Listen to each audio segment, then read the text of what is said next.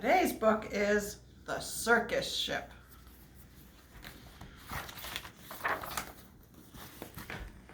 "5 miles off the coast of Maine and slightly overdue, a circus ship was steaming south in fog as thick as stew. On board were 15 animals who traveled to and fro. The next day it was Boston for another circus show. The captain, Mr. Carrington, was honest and sincere. He thought that they should drop the hook and wait for things to clear. But Mr. Payne, the circus boss, was terribly demanding. He stomped up to the helm where Captain Carrington was standing and screamed, "Don't stop, keep going. I've got a show to do. Just get me down to Boston town tomorrow, sir, by 2.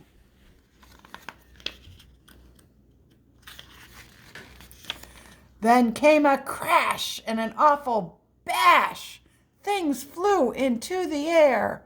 The ship had smashed into a ledge that no one knew was there.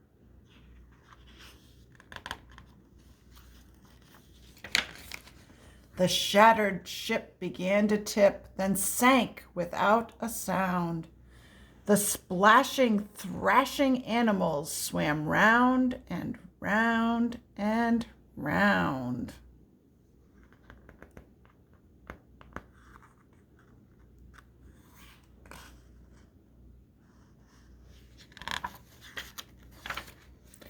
The captain said to Mr. Payne, "Pray tell, what shall we do? We can't just leave them here to drown. We've got to save them too." "The animals!" yelled Mr. Payne. "Why, sir, what are you, daft? It's me you should rescue. Pull me up into the raft. Now ferry me to safety, sir, before I die of cold." "Don't question me," barked Mr. Payne. "Just do as you are told."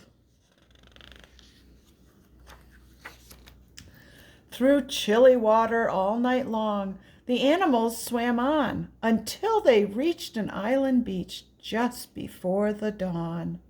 They pulled themselves up on the shore, bedraggled, cold, and beat, then staggered to the village on weary, wobbly feet.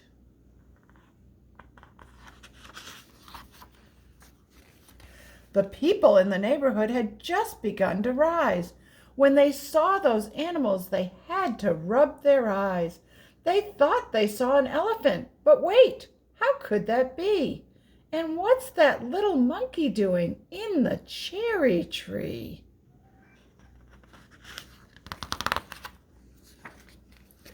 Soon animals were everywhere and into everything.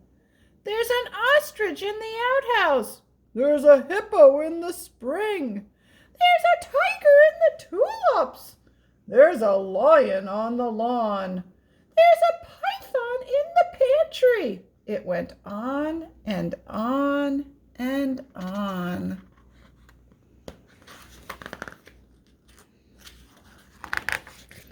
Mr. Hood was stacking wood and nearly jumped a mile when he found the alligator sleeping on his pile. And Mrs. Dotty Daly, who grew daisies by the bunch, discovered that the zebra had been eating them for lunch. And Mrs. Fanny Feeny found, according to the rumors, the silly little circus monkey swinging in her bloomers. But everything changed quickly, like the turning of the tide, the night the abbot's shed caught fire with Emma Rose inside. From high above the abbot's farm, the tiger saw the shed. The sight of smoke and fire triggered something in his head. He'd jumped through flames 1,000 times back in his circus days, so he ran past all the people and leapt into the blaze. Then everybody panicked. "Help! Help! What can we do?" when from the raging fire something burst into view. It was the most amazing sight, and everybody froze when they saw the tiger saving little Emma Rose. The tiger's risky rescue changed everybody's mind. The animals weren't bothersome, the animals were kind. And so they lived together, side by side they got along. It didn't seem like anything could possibly go wrong. Then Little Red the messenger came running with the word. Apparently a circus ship had sunk from what he'd heard. The animals are from that boat they swam in from the bay.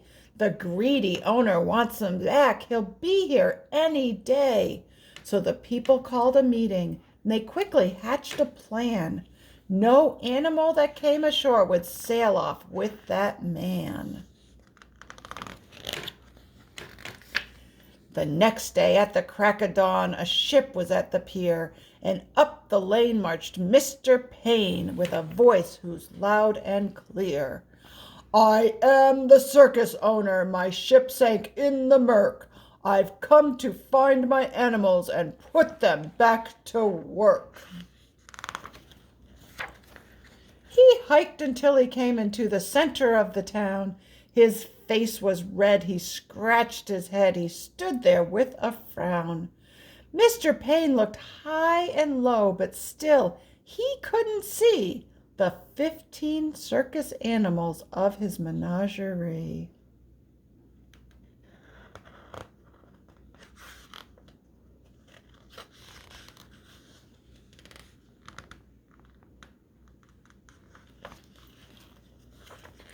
He ran around the alleyways. He searched the village square. He even checked a chicken coop. His animals weren't there. Mr. Payne was tuckered out. His heavy chest was heaving.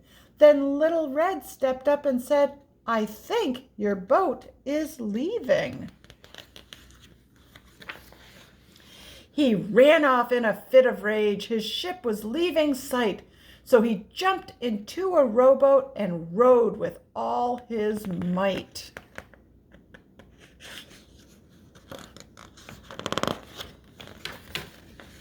And from that day, they like to say, their lives were free of pain.